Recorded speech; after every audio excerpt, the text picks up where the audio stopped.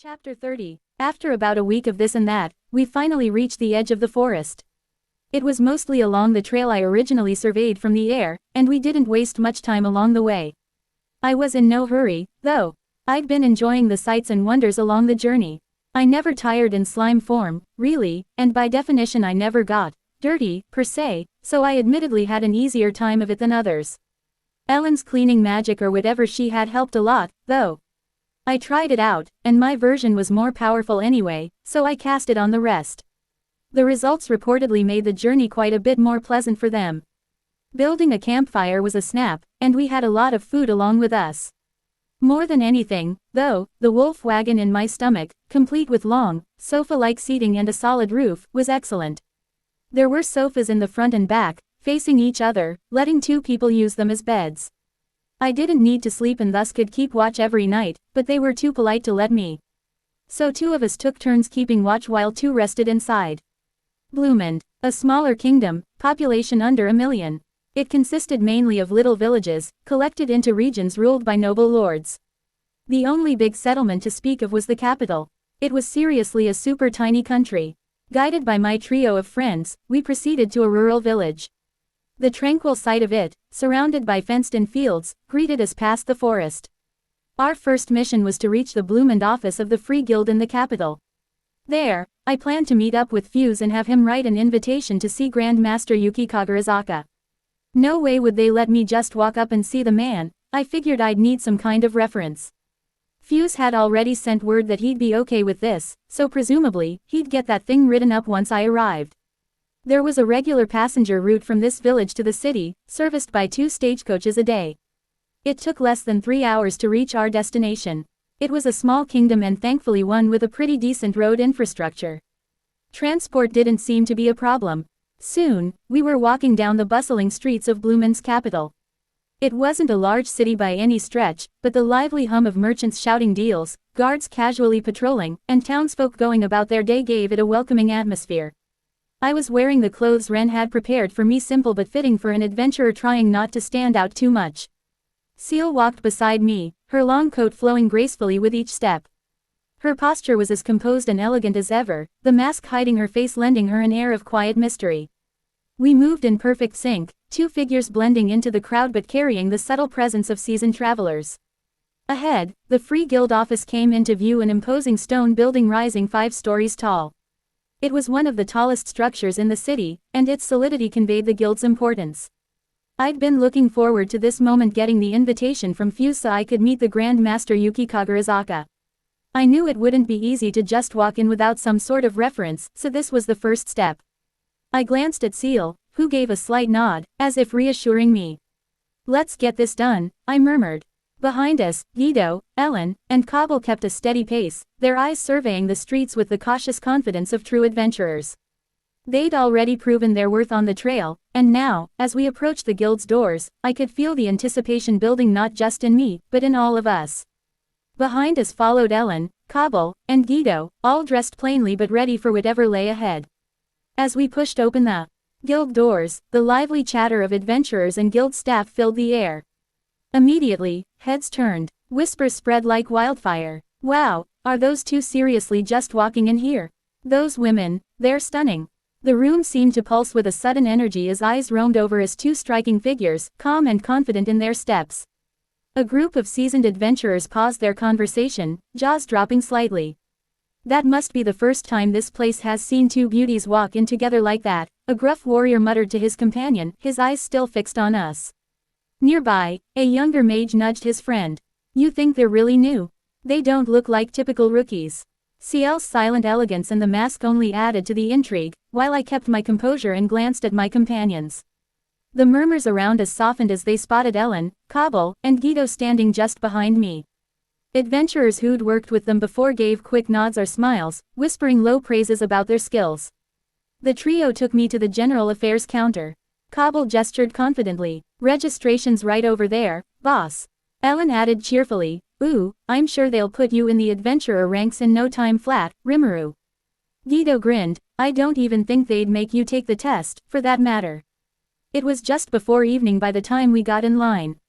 The front lobby had a calm atmosphere for now, but it was clear it would soon swell with people, those returning from the field after a day of work. If we wanted to get this done quickly, we had to move fast. When it was finally our turn, I stepped forward and said firmly, "I'd like to register as an adventurer, please." The clerk nodded, eyes flicking between me and Seal, then to my companions. "Very well. We'll need your details and to process the necessary paperwork first." I filled out the sheet handed to me: name, age, special skills, birthplace, and so on. The clerk said, "Just whatever you can fill out is fine." So I wrote my name and, under special skills, swordsmanship. Beside me, Seal was doing the same, her form calm and composed as she quietly filled in her details. That was all it took for a general-purpose membership. Now, both Seal and I needed to decide which departments to join. Given our achievements, we were qualified for all 3: monster slaying, retrieval, and exploration, which made the choice tougher than I expected. I decided to start with monster slaying. Retrieval missions meant venturing into the forest to track down specific items, and exploration required a test in man-made ruins over in Anglesea to assess investigative skills. Monster slaying was the only test available right here, right now. As I filled out the form, I heard voices shouting from nearby. "Hey, looking good, Cobble. Ellen's looking just as beautiful today as always. What are you, blind? Anyone who isn't amazed at Guido's pure manliness is just an idiot." The cheers were aimed at my companions, and honestly, it confused me. Why were Cobble and his friends so revered here? They were just as much celebrities in this guild as they had been back in village. I glanced at Seal, who stood quietly beside me, her masked face unreadable but her posture calm and confident. The woman behind the desk raised an eyebrow as she glanced over my form. Her tone was calm but firm. "Monster slaying, you say? It's not the easiest path, especially for new adventurers. Are you sure you want to start there?" I nodded. "Yes, I'm ready." She gave a small, approving smile. "Very well, we'll schedule your assessment soon. And what about you?" she asked, turning her gaze to Seal. Seal stepped forward gracefully, her masked face unreadable but her posture confident. "I will register for monster slaying as well," she said quietly, her voice steady. The clerk glanced at her form and nodded. 2 new candidates for the same department. That will make things easier for scheduling. The woman at the counter stood up, slipped into her office, and came back with a man I assumed was the examiner. Stocky, scowling, and walking with a slight limp, he gave off a bitter aura. "HMPH. You, taking the test? Fine, follow me." He barely gave Seal a glance, though his sneer deepened when his eyes flicked over to Cobble and the others. "Hey," I asked under my breath, "what's with this guy glaring at you all like that?" "Ah," Cobble scratched his cheek. "That's Thegus. He's always been salty about us getting some recognition. Used to be an adventurer himself, but he retired after losing a leg." My eyes drifted down to the prosthetic. "Oof, so that's what this is about." "Pretty much," Guido muttered. "He thinks we're lucky amateurs who got famous too easily. Quit gabbing and get moving." Thegus barked as he threw the rear door open. We followed him out to the training ground. Thegus led us out the back, through the training grounds. A few curious adventurers trailed behind, whispering. I could already feel the weight of their eyes on us. It wasn't surprising 2 unfamiliar women, both clearly not ordinary adventurers, walking into the exam with poise and confidence. Seal remained beside me, her face concealed behind that expressionless mask. Her posture was perfectly upright, one hand calmly resting near her belt. She hadn't said a word since we arrived, and yet, somehow, the adventurers whispered about her just as much as me. We stepped into the designated arena, ringed with simple stone pillars. Thegus turned toward me with a faint scowl. "We'll start with a D-rank monster. Let's see if your pretty outfit holds up in a fight." He used summoning magic to summon a horned wolf, growling low in its throat. Its eyes locked onto me, and it lunged. I didn't even blink. Drawing my sword in a single, fluid motion, I stepped aside and swept the blade across its midsection. The wolf crumpled before it even realized I'd moved. A few people gasped. Thegiz's frown deepened. "Not bad," he muttered. "Feeling bold, are you? Then let's raise the stakes. Want to try AC rank?" I sheathed my sword calmly. "Sure, why not?" He was gritting his teeth now, muttering something under his breath as he summoned the next one. A dark goblin, this time larger, armed with a club, and far more aggressive. It charged the moment he got summoned. Again, I met it with nothing but a clean draw. My blade shimmered faintly in the afternoon light as I deflected the strike, pivoted behind it, and tapped the back of its neck with the flat of my sword, just enough force to drop it unconscious. I could hear the crowd murmuring now, voices rising in quiet awe. Theegis looked furious. "So you're playing with us now?" he growled. "Fine, let's see how smug you are against a B-rank threat."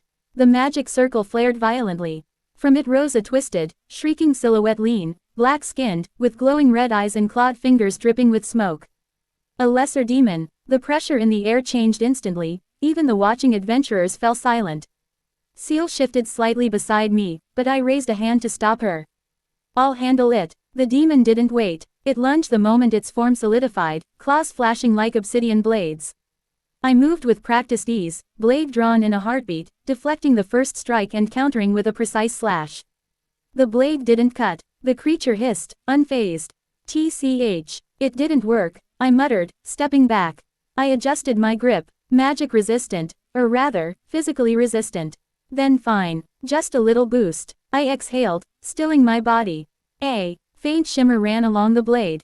Open double angle bracket activating extra skill. Magic aura. Close double angle bracket. My sword pulsed, coated in a subtle glow, nothing flashy, just an invisible pressure that made the air hum. Not a spell, not a flashy ultimate, just a controlled layer of raw, condensed magic channeled through the blade. The demon came again. This time, I didn't dodge. I met it head on. One step, one slash clean, diagonal, through claw and chest. The lesser demon vanished in a burst of shadowy mist, the eerie pressure in the air dispersing with it. I sheathed my sword in one fluid motion, the faint glow of magic aura fading from the blade.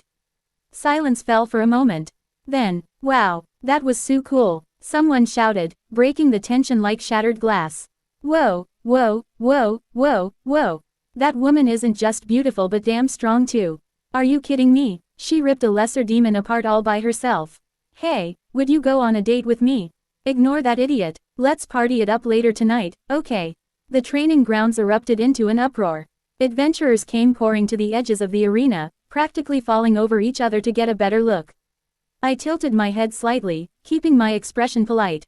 "I appreciate the enthusiasm," I said coolly. Behind me, Seal remained still as a statue, her masked face turning slightly toward the commotion but offering no reaction. Her silence only made her presence more mysterious, and judging from the few stunned whispers trailing her way, the adventurers noticed. "Wait, there's two of them.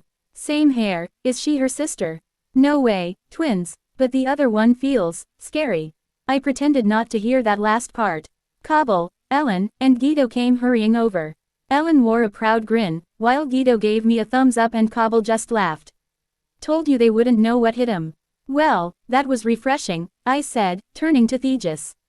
"Anything else?" The examiner, still pale, shook his head. "And no. You'll receive your B-rank registration shortly. Just head back inside." I nodded, glancing back at Seal as she fell into step beside me.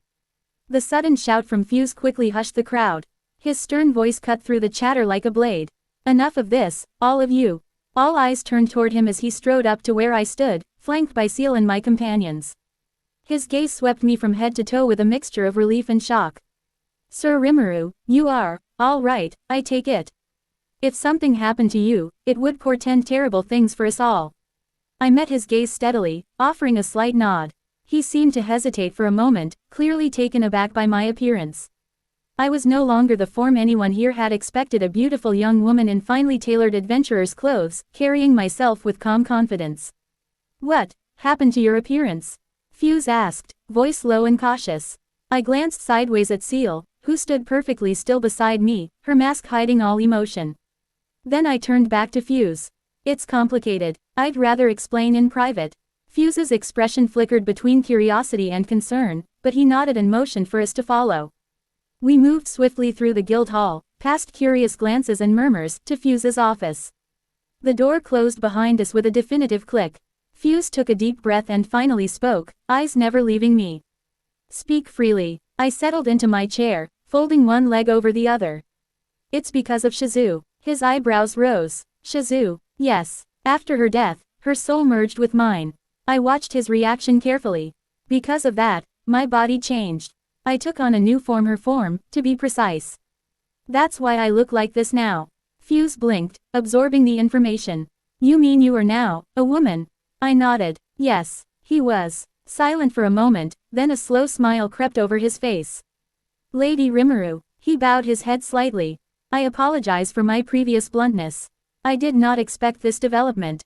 I gave a small, polite smile in return. He leaned forward, folding his hands on the desk. You wear your form well.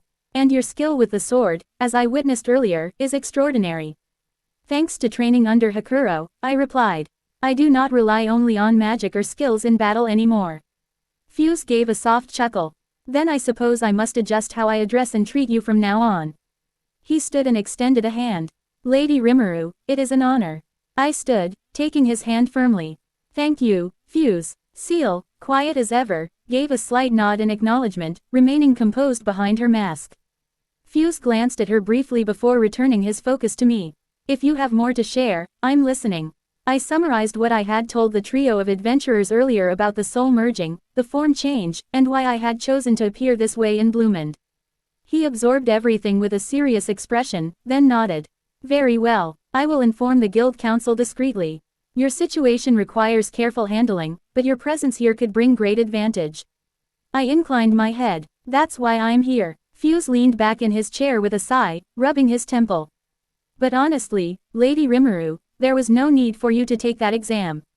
I could have simply assigned you rank B from the start. I blinked. You could. He nodded. Yes. As the Guild Master of Bloomond, I'm authorized to assign adventurer ranks up to B without a test. Anything higher requires approval from the Guild headquarters in Anglesea. So, whether you took the exam or not, I could have saved you the trouble. I smiled a little, tilting my head. Well then, if that's the case, Seal here didn't take the exam. Could you assign her a rank too? He glanced toward Seal. She hadn't moved from her quiet position beside me, composed, calm, the picture of elegance. The room felt a little heavier just from her presence. He nodded without hesitation. That's fine, I'll handle it, thanks. And, I have two more requests, I added, my tone softening. It's a bit of a secret. I turned to the trio standing nearby. Ellen, Cobble, Guido, would you mind giving us some privacy for a moment? Sure, Ellen said, giving me a friendly smile. We'll be right outside. Got it, boss, Cobble added, already nudging Guido toward the door. Man, I was just starting to relax in here. Guido grumbled, but he followed the others out all the same. Once the door clicked shut behind them, the office settled into silence. I turned back to Fuse. First, I need a letter of introduction. One addressed to Grand Master Yuki Kagarazaka, as I informed you earlier. Fuse blinked, then nodded slowly. Yes, rest assured I have already prepared it. The room settled into silence after Fuse confirmed the letter to Yuki had been prepared. I glanced at Seal. She gave a small nod, silently stepping to the side. Fuse, I said calmly, there's something else I need your help with. And this part is to stay strictly between us three, no one else is to know, understood? The Guild Master's brows rose, but his tone was steady. You have my word, Lady Rimuru. Good. I lifted my hand, gathering magic as a familiar ripple of power coursed through the room. Replication. The room hummed with a low magical resonance as the last threads of the replication skill faded. Fuse blinked as the figure beside me finished forming, taller, elegant, and unmistakably different. Her long silver blue hair cascaded past her shoulders. Golden eyes glanced calmly at him from a beautiful, sharp-featured face framed by pointed elven ears, her posture composed, yet unmistakably alert. A high-collared black blouse clung neatly to her form, its faint woven pattern catching just enough light to hint at refinement beneath its practicality. Her long violet skirt flared softly to the floor, slit subtly at one side for movement, purposeful, not decorative. Around her waist, a dual-layered leather belt held a sheathed sword angled at her side, its hilt simple but worn with use. A silver pocket watch hung from a loop, glinting faintly, a curious, personal touch in an otherwise disciplined silhouette. Her gloved hands rested naturally by her sides, and her black boots planted her firmly on the stone beneath her. Long blue hair fell in steady waves behind her shoulders, framing a calm, unreadable expression. Golden eyes watched from beneath straight brows, quiet, focused, unwavering. She folded her arms with cool poise. I'm Celine Varelia, pleased to meet you. Fuse stared, then slowly turned to me. She's me, I explained casually. Well, technically, a clone created using my replication skill, courtesy of Ifrit. His eyes widened just a little more. She shares my thoughts, memories, instincts, I continued, but she'll operate separately. I want her registered as an independent adventurer. She'll travel alone, no connections to me or Tempest.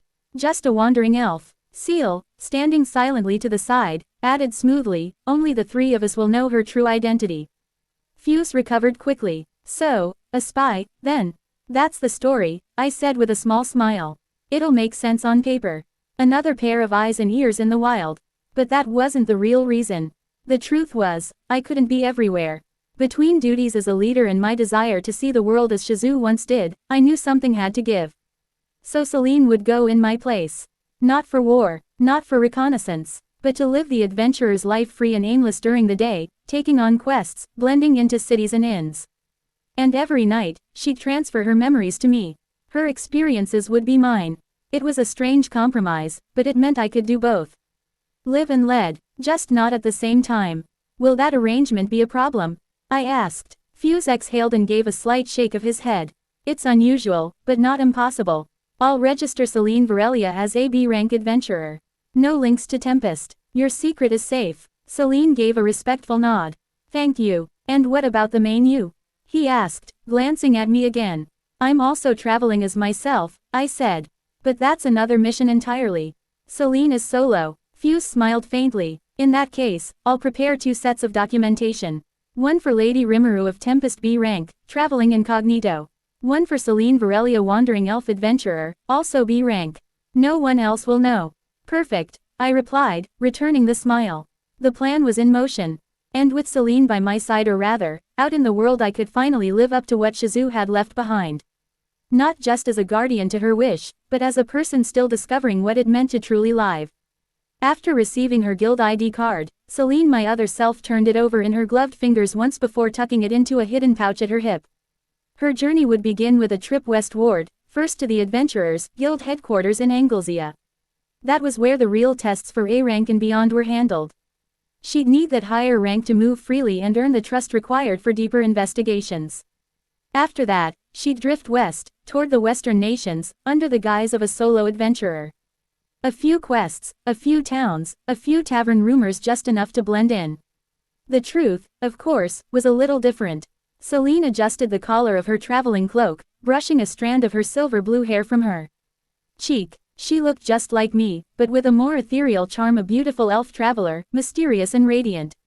Anyone would have believed the disguise. But this wasn't just about gathering intel or playing the spy. She was me, after all.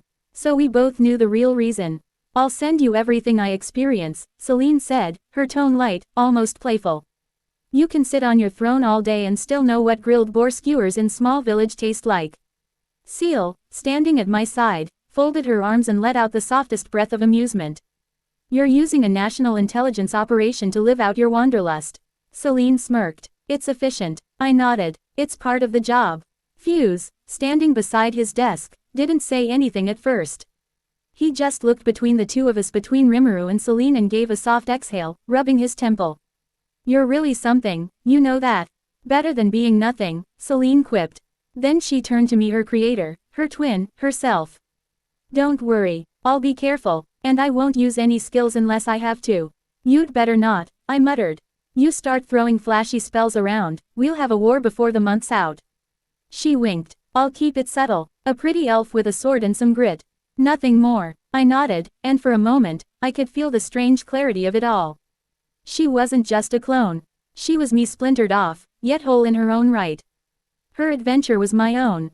Her joy, her insight, her pain, I'd feel it all when she sent her memories back to me each night. I'll go ahead then, Celine said. I want to reach the border before sundown. Celine turned one last time, giving me a 2-fingered salute. See you in your dreams. And with that, she strode out the side entrance, boots tapping lightly against the cobbled stone, cloak fluttering behind her. Her silhouette was soon swallowed by the afternoon haze, vanishing into the world with no guards, no entourage. Just another adventurer with secrets in her pocket and stars in her eyes. Seal remained silent beside me, her arms folded elegantly. Fuse, meanwhile, adjusted some documents on his desk. Our plan, then, was to finish up the prep work by the end of tomorrow and get moving as soon as possible, but Fuse had other ideas. Actually, he said, glancing up at me, the King of Bloomond wanted to have a confidential talk with you. I tilted my head. The King? Yes. Word of your arrival's likely already reached him. He's interested in holding a private conference in tomorrow. I glanced toward Seal, then back to Fuse. Tomorrow, huh, sounds fair. Fuse nodded. Before that, I suggest we visit a nobleman I trust he's well placed and understands the political climate. We can discuss practical arrangements for cooperation between our nations. And then present the refined proposal to the king during the summit. I guessed. Exactly. That way the royal conference won't get bogged down in logistics. It's best to handle those preliminaries ahead of time. The king prefers broad strokes governing vision, long-term strategy. Not administrative tedium. That sounded ideal, actually. I appreciated efficiency. And diplomacy was always better when both sides felt prepared. Very well, I agreed. Let's move ahead with your plan. He leaned in conspiratorially. Let me tell you and promise me you won't go telling him this, but the man practically lives and breathes his work. I chuckled. Got it. My lips are sealed. Ciel's tone was dry but warm. Perhaps someone as thorough as him will appreciate Master's honesty. You'd be surprised, Fuse murmured. So, later that afternoon, I followed him to Vriard's residence. Ciel walked beside me, serene and poised as ever. We entered a quiet district tucked away between more extravagant estates. Vriard's manor wasn't flashy, but it exuded a refined sort of order, like everything had a place and stayed exactly there. The front gardens were neatly trimmed, each flowerbed perfectly spaced. As we approached the entrance, the heavy doors opened to reveal an old man who looked every inch the classic butler. White gloves, dignified posture, not a hair out of place. Welcome, he intoned with a practiced bow. Baron Vriard is expecting you. Maids stood flanking the foyer, their heads bowed with synchronized precision. I blinked. This is a low-ranking noble's place. Ciel's gaze swept over the space. The upkeep is immaculate. I was expecting something more modest, I whispered, before following the butler further inside. Fuse merely smirked. If this was how a baron lived, I had to wonder what counts or dukes had in their estates. Still, I reminded myself, this wasn't about titles or flair. This was groundwork quiet diplomacy. And the next few days were going to be very, very full. The butler walked ahead, his posture perfectly straight as he led us down the lavish hall of the noble estate.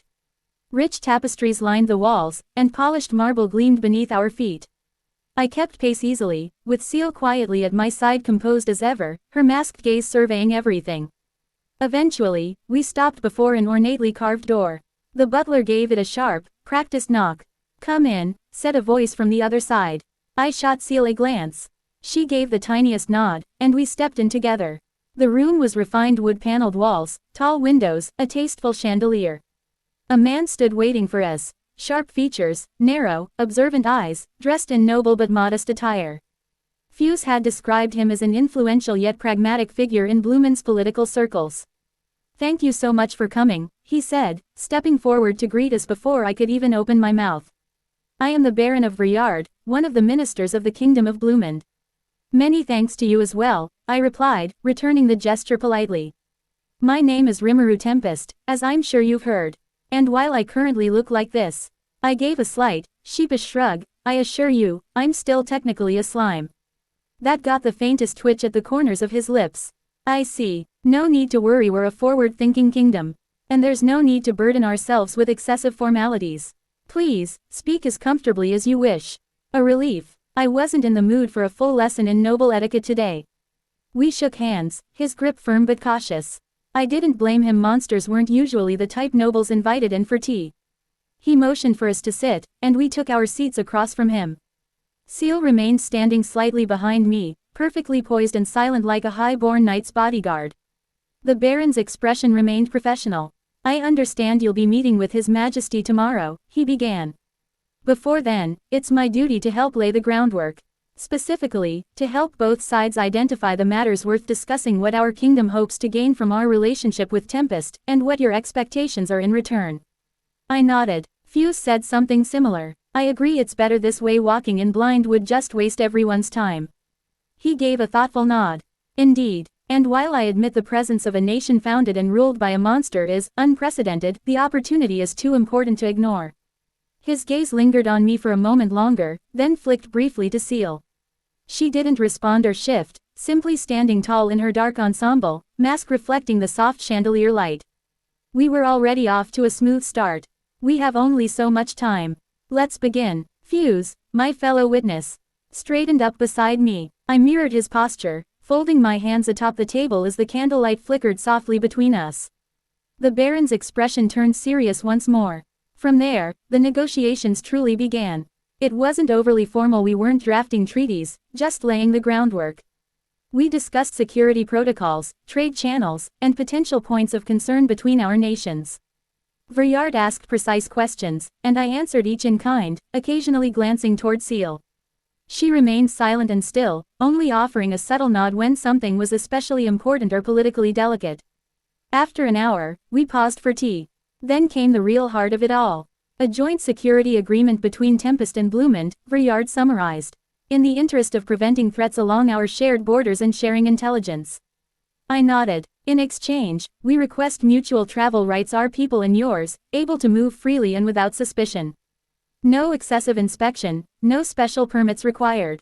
He inclined his head. A fair balance. We'll need to draft it properly, of course, but as a foundation, this is acceptable. The room grew quieter as we finalized the terms, the atmosphere not tense but heavy with meaning. I could tell this man understood what this alliance truly represented, a first step into a new kind of diplomacy. The chandelier above us dimmed with the passing hours, and the evening darkened into night. Eventually, Vryard leaned back with a tired but satisfied breath. I believe that covers everything for today. I will have the first drafts prepared and sent to Guild Master Fuse for review. Much appreciated, I replied. You've been more open-minded than most would be in your position. He gave a soft, dry chuckle. I suspect I won't remain in this position long if I let fear dictate my choices. As we stood, he offered me one final look, respectful, but measured. I look forward to your audience with His Majesty, and to seeing what kind of future your nation intends to build. We'll make sure it's one worth the gamble, I replied with a confident smile. As we stepped out of the estate, the cool night air greeted us. The streets of the capital had quieted, the earlier bustle giving way to the soft flicker of lanterns and the distant clatter of hooves on cobblestone. Seal walked silently beside me, every step measured, cloak trailing behind her like shadowed silk. Fuse let out a quiet breath. Well, that went better than expected.